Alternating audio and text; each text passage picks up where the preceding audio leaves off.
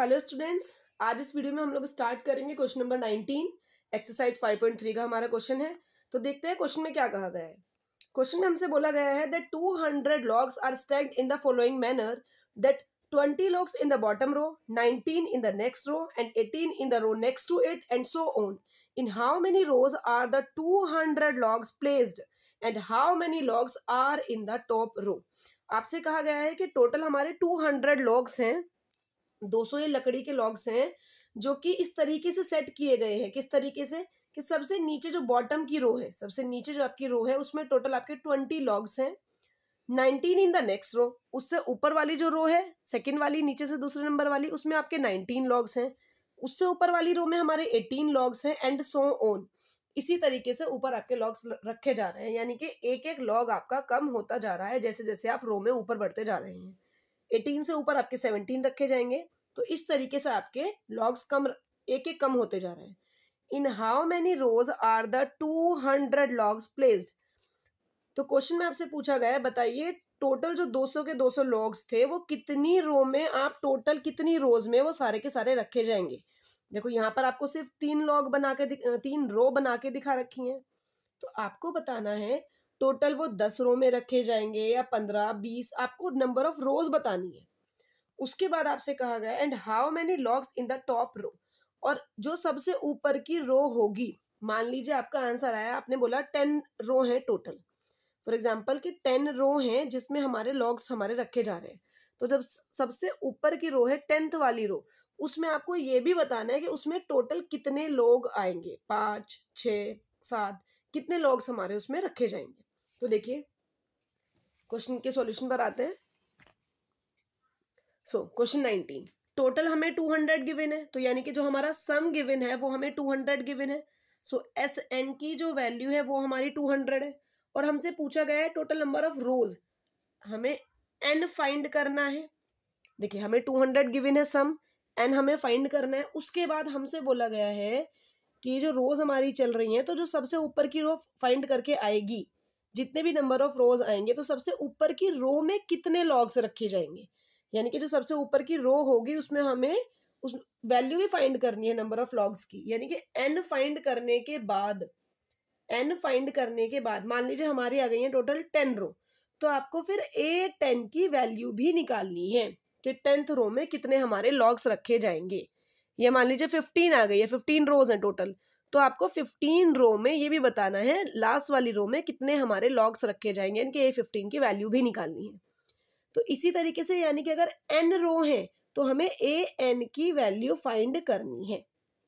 तो यानी कि n तो हमें फाइंड करना ही करना है, हमें AN भी क्वेश्चन में बोला हुआ है फाइंड करने के लिए, हमें AN की वैल्यू भी फाइंड करनी है। अब अगर मैं AP की बात करूं तो हमारी AP कुछ इस तरीके से बन रही है, 20, 19, 18 एंड सो ऑन।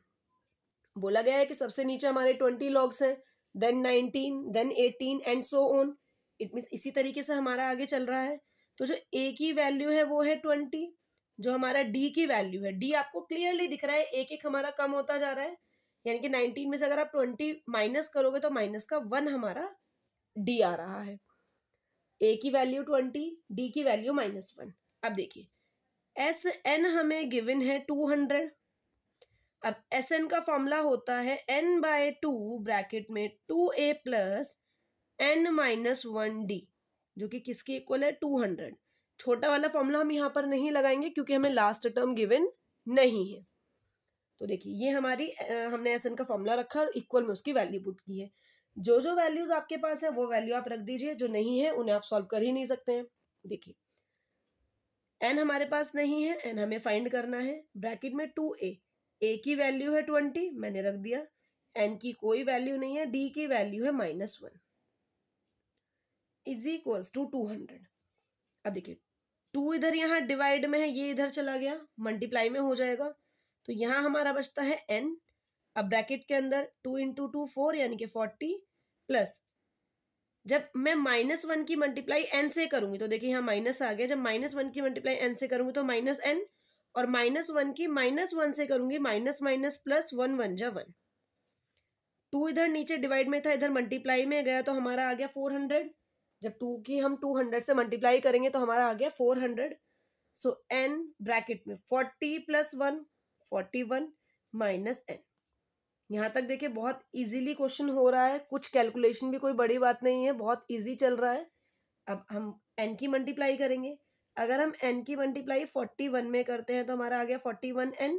n की मल्टीप्लाई n में करते हैं तो n का स्क्वायर। क्लियरली दिख रहा है n स्क्वायर आ रहा है तो हमारी क्वाड्रेटिक इक्वेशन बन रही है। अगर n स्क्वायर भी है n भी है तो क्वाड्रेटिक इक्वेशन बन रही है। क्वाड्रेटिक इक्वेशन के तरीके से सॉल्व करना होगा।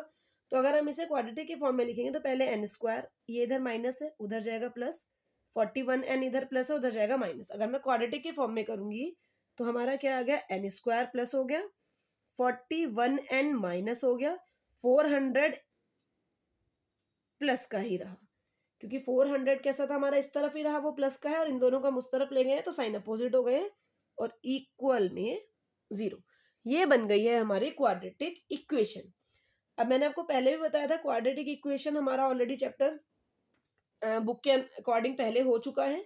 तो क्या करना होता है, हमारा लास्ट में जो वैल्यू है, अगर n स्क्वायर के साथ कोई वैल्यू होती, अगर n स्क्वायर का कुछ कॉफिशिएंट होता तो पहले उस नंबर की और इसकी मल्टीप्लाई करते आपस में, लेकिन अभी हमारा n स्क्वायर के साथ कोई नंबर नहीं है तो हमें 400 के ऐसे फैक्टर करने हैं कि प्लस करके क्या है हमारा 41 और मल्टीप्लाई करके हमारा 400 ही आना चाहिए।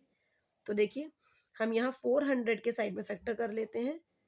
पहले हमने 2 से कैंसिल किया 200, अगेन 2 से कैंसिल किया 200, अगेन 2 से किया 50, दोबारा हमारे ये 2 से हो रहा है 25, देन 5 5 जा 25, 5 1 जा 5। तो प्रोडक्ट करके देख लें, 2 2 जा 4, 2 जा 8, 2 जा 16, 5 5 जा 25। अगर हम डायरेक्ट सिर्फ इन दोनों को ही करते हैं तो देखिए क्या दोनों को प्लस करके 41 आ रहा है, दोनों का प्रोडक्ट करके तो हमारा 400 आएगा ही क्योंकि ये इसी के फैक्टर्स हैं। क्या दोनों को प्लस करके हमारा 41 आ रहा है, हाँ जी। 16 + 25 हमारा क्या होता है 41, लेकिन हमें कैसा चाहिए माइनस का, तो इसलिए हमें ये दोनों कैसे लेने होंगे, माइनस के लेने होंगे। तो लिखेंगे किस तरीके से हम, n स्क्वायर माइनस का हमें 16n लेना होगा और माइनस का ही हमें 25n भी लेना होगा। तो ये आ गया हमारा इनके फैक्टर्स। अब यहाँ से हम n कॉमन ले सकते हैं। जब हमने n कॉमन लिया यहाँ पर एक सिंगल n बचा, माइनस यहाँ पर 16 बचा हमारा। अब यहाँ से यहाँ देखिए 25 के साथ n भी आएगा। अब यहाँ से मैं क्या कॉमन लूँ, क्लियर है, यहाँ सिर्फ n बच रहा है तो यहाँ से मुझे कुछ ऐसा कॉमन लेना है जो सिर्फ n बचे, और n हमारा कब बचेगा, जब मैं पूरा 25 बाहर ले लूंगी, पूरा का पूरा 25 हमारा बाहर आ जाएगा। कॉमन हमें लेना पड़ेगा माइनस का, क्योंकि यहाँ 16 माइनस का है और यहाँ 400 प्लस का, तो अगर हम माइनस का साइन कॉमन लेंगे तो ही हमारा अंदर माइनस का साइन हो पाएगा। अब देखिए माइनस का 25 मैंने कॉमन लिया, तो जब माइनस का 25 कॉमन ले लिया अंदर बचा पॉजिटिव n, और यहाँ से माइनस का साइन कॉमन लिया तो यहाँ बचा है माइनस। अब यहाँ 400 को मैं 25 से डिवाइड कर दूंगी तो मुझे पता लग जाएगा कि अंदर वैल्यू क्या बची है। अदरवाइज ये क्लियर है कि हमारे दोनों ब्रैकेट हमेशा सेम होते हैं, तो यहाँ पर अगर n-16 बचा है तो यहाँ पर भी हमारा n-16 ही आ जाएगा। ओके, तो ये हमारे क्वाड्रेटिक इक्वेशन में सॉल्व किए, फैक्टराइजेशन हो गया। अब n-16 n-16 दोनों ब्रैकेट हमारे सेम है। देखिए आगे का मैं क्वेश्चन इधर कर लेते हैं हम। दोनों ब्रैकेट हमारे सेम है, तो जो दोनों ब्रैकेट सेम होते हैं उन्हें एक साथ लिखा, बचता क्या है n-25। एक साथ लिखने का मतलब है कि n-16 को हमने कॉमन ले लिया बाहर, तो अंदर क्या बचा n-25, तो इसलिए कह देते हैं कि एक साथ लिखा। तो जो दोनों ब्रैकेट सेम होते हैं उन्हें हमने एक बार लिखा, और जो बचा है n-25 उन्हें एक साथ लिखा। जीरो के इक्वेटिंग करेंगे तो एक बार n-16 को हमने जीरो के इक्वल रखा और एक बार हमने n-25 को जीरो के इक्वल पुट किया। यहाँ से जो हमारी n की वैल्यू आ रही है वो आ रही है 16, यहाँ से हमारी n की वैल्यू आ रही है वो आ रही है 25। एक n हमारा आ गया 16, एक n आ गया हमारा 25, लेकिन ये तो दोनों ही पॉजिटिव है और दोनों ही नेचुरल नंबर्स है, कोई आपका फ्रैक्शन में नहीं है, कुछ नहीं है। मैंने आपको बताया था अगर एक भी n नेगेटिव आ जाएगा तो हमारा दो में से नेगेटिव वाले को हम कैंसिल कर देते हैं, लेकिन ये दोनों पॉजिटिव है तो अभी हमें नहीं पता कि कौन सा आंसर है। फर्दर आगे सॉल्व करते हैं। ये हमें नंबर ऑफ रोज पता लगी हैं, हमने इसमें फाइंड किया है कि टोटल कितनी रो हैं, तो अभी हमारा आंसर डाउट में है कि हमारी टोटल 16 रो जाएंगी या टोटल 25 रो जाएंगी। तो हमें क्या फाइंड करना है, फिर जो सबसे ऊपर की रो है उसमें नंबर ऑफ लॉग्स भी फाइंड करने हैं। तो पहले हम आगे का क्वेश्चन सॉल्व कर लेते हैं, उससे हमें पता लगेगा कि कौन सा हमारा सही है। अब n हमारा 16 है, n हमारा 25 है। हम यहाँ पर क्या कर लेते हैं, ए एन फाइंड कर लेते हैं। ए एन का फॉर्मूला क्या होता है, ए प्लस एन माइनस 1d।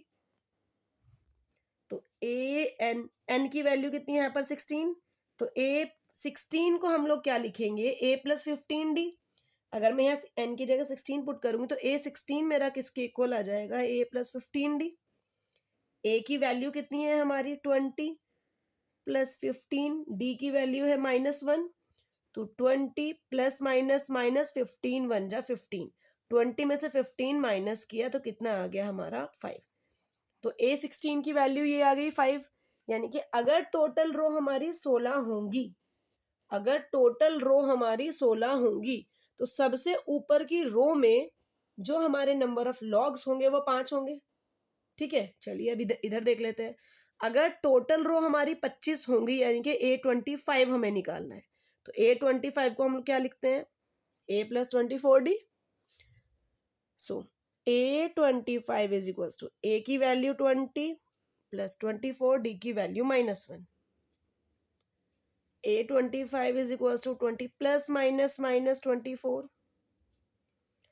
20 में से 24 माइनस किया जो कि आ गया -4। अब देखिए यहां से हमें आंसर का पता लग रहा है, अगर टोटल नंबर ऑफ रोज 16 होंगी तो सबसे ऊपर कितने लॉग रखे होंगे, 5। अगर टोटल नंबर ऑफ रोज 25 होंगी तो सबसे ऊपर कितने लॉग रखे होंगे, -4, जो कि गलत है, क्योंकि कितने लॉग हो सकते हैं भाई, हद से आप एक लॉग कह सकते हो ना कि सबसे ऊपर की रो में हमारा एक लॉग आया, उससे कम तो 0 हो जाएगा, यानी कि एक भी नहीं आया। और नेगेटिव में तो किसी चीज के नंबर आप बता ही नहीं सकते कि माइनस के 4 लोग आए हैं, तो यानी कि ये पॉसिबल नहीं है, नॉट पॉसिबल। तो इट मीन्स ये गलत है। जो नंबर ऑफ रोज होंगी हमारी वो कितनी होंगी, 16 होंगी। और सबसे ऊपर वाली जो टॉप वाली रो होगी उसमें हमारे लॉग्स कितने होंगे, 5 होंगे। इसे हम जब आप क्वेश्चन कर लेंगे तो लास्ट में लैंग्वेज की फॉर्म में लिखेंगे कि टोटल हमारे जो ये नंबर ऑफ रोज है, नंबर ऑफ रोज कितनी आई है हमारी 16, और आपका लॉग्स इन कौन सी वाली रो में, हमारा टॉप रो, और सबसे ऊपर की जो रो है उसमें हमारे लॉग्स कितने आए हैं, 5। सबसे ऊपर की जो रो है उसमें हमारे नंबर ऑफ लॉग्स कितने आए हैं, 5। ये आपका क्वेश्चन नंबर 19 कंप्लीट हो गया। अब करते हैं क्वेश्चन नंबर 20। क्वेश्चन 20 है हमारा। देखिए जितने भी ऐसे क्वेश्चंस हैं कि जिनमें लैंग्वेज बहुत ज्यादा दी हुई है वो बहुत ही छोटे क्वेश्चंस हैं, उनकी कैलकुलेशन भी बहुत ही छोटी है। एक दो क्वेश्चन में थोड़ा बड़ा आ गया है तो ठीक है, वरना मोस्टली क्वेश्चंस ऐसे हैं कि जिनमें आपका लैंग्वेज बहुत ज्यादा दी हुई है लेकिन कैलकुलेशन बहुत कम है। तो देखिए 20 क्वेश्चन भी ऐसा ही है। In a potato race a bucket is placed at the starting point. एक पोटैटो रेस हो रही है जिसमें स्टार्टिंग के पॉइंट में एक बाल्टी रख दी गई है, आपकी एक बकेट स्टार्टिंग में प्लेस कर दी गई है, which is 5 metre from the first potato, जो कि कितने मीटर दूर है, पहले पोटैटो से 5 मीटर की दूरी पर है। आपको यहाँ पर डॉट भी दिख रहा होगा, ये डॉट का मतलब इन लोगों ने पोटैटो बता दिया है कि ये पहला डॉट है, यानी कि यहाँ पर एक पोटैटो रखा है। तो जो पहला पोटैटो रखा है वो 5 मीटर की दूरी पर रखा है। And the other potatoes are placed 3 metre apart in a straight line, और जो बाकी के पोटैटोज हैं वो फिर आगे आगे 3-3 मीटर की डिस्टेंस पर रखे हुए हैं एक सीधी लाइन में। There are 10 potatoes in the line, और उस लाइन में टोटल हमारे नंबर ऑफ पोटैटोज कितने हैं, 10 पोटैटोज हैं। A competitor starts from the bucket, जो एक कंपिटिटर है, क्योंकि कंपटीशन है तो जो स्टार्ट कर रहा है वो कहाँ से स्टार्ट कर रहा है, बकेट से, यहाँ से चलना शुरू करेगा, जो दौड़ना शुरू करेगा यहाँ से करेगा। Pick up the nearest potato, runs back with it, drop it in the bucket. जो एक कंपिटिटर है वो क्या करेगा, जो गेम का रूल है वो यहाँ से दौड़ना शुरू करेगा, एक पोटैटो उठाएगा, वापस बकेट में आएगा, उसमें डालेगा, बकेट में पोटैटो डाल देगा, फिर दोबारा भाग के दूसरे पोटैटो के पास जाएगा, पोटैटो उठाएगा और वापस से बकेट के पास आएगा, उसके अंदर पोटैटो डाल देगा।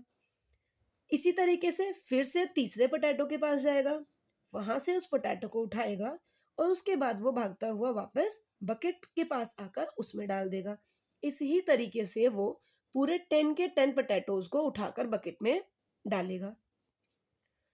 And she continues in the same way until all the potatoes are in the bucket. तो कब तक करेगा, जब तक वो सारे के सारे ही पोटैटो आपके बकेट में नहीं डाल देगा।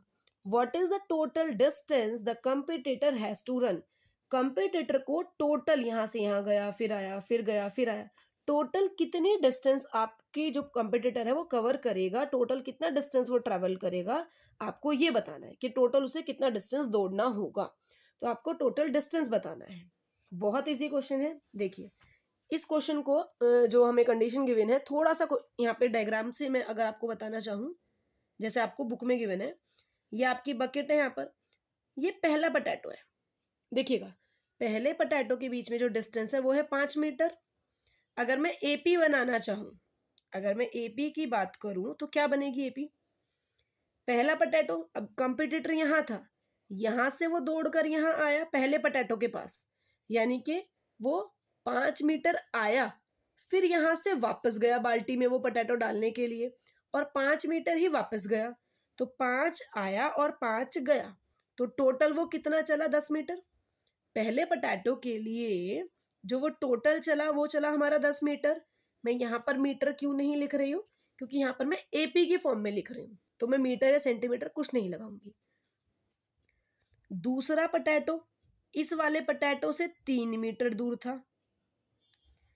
अब इस वाले पोटैटो के लिए वो कितनी डिस्टेंस चला, अब ये वाला पोटैटो डालने के लिए वो वापस यहाँ आया बकेट के पास। अब जो दूसरे पोटैटो के लिए वो जाएगा वो यहीं से जाएगा बकेट से ही। तो पहले पोटैटो बकेट से दूसरे पोटैटो उठाने के लिए वो टोटल कितना चला, कितना यहाँ से कितना चला, देखो 5 यहाँ तक चला और आगे 3 यहाँ तक चला। तो दूसरे पोटैटो के लिए वो टोटल 8 चला। भाई यहाँ से यहाँ तक दौड़कर वो 8 मीटर गया, 8 मीटर गया और 8 मीटर ही फिर वापस आया। तो यानी कि दूसरे पोटैटो के लिए वो टोटल 16 मीटर दौड़ा। अब जो तीसरा पोटैटो था वो फिर 3 मीटर की डिस्टेंस पर था। तो जो तीसरे पोटैटो के लिए वो दौड़ा वो कितना दौड़ा, 5, यानी कि 8 तो वो दूसरे के लिए चला था, फिर 8 से वो 3 आगे है, यानी कि 8 में 3 आप ऐड करेंगे तो 11 आया। भाई 11 आया, 8 यहाँ तक वो चला और 3 वो आगे चला, तो 11 हमारा आया।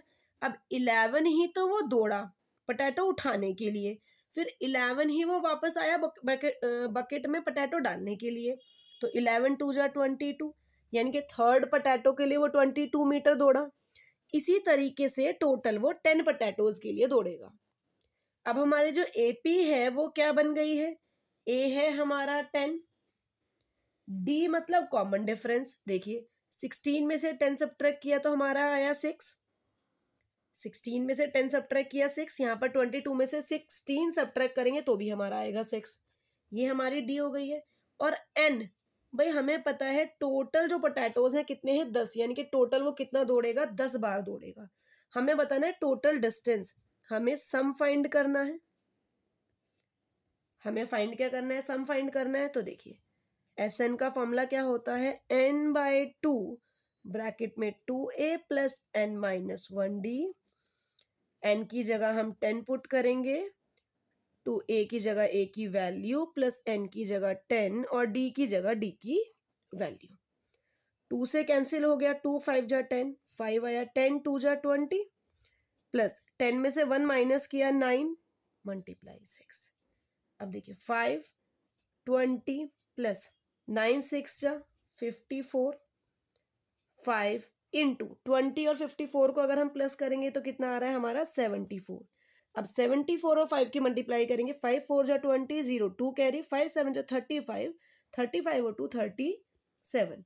तो यानी कि एस एन का मतलब है n की वैल्यू 10 थी हमारी, भाई n हमारा 10 था, तो एस 10 की वैल्यू कितनी आई है 370।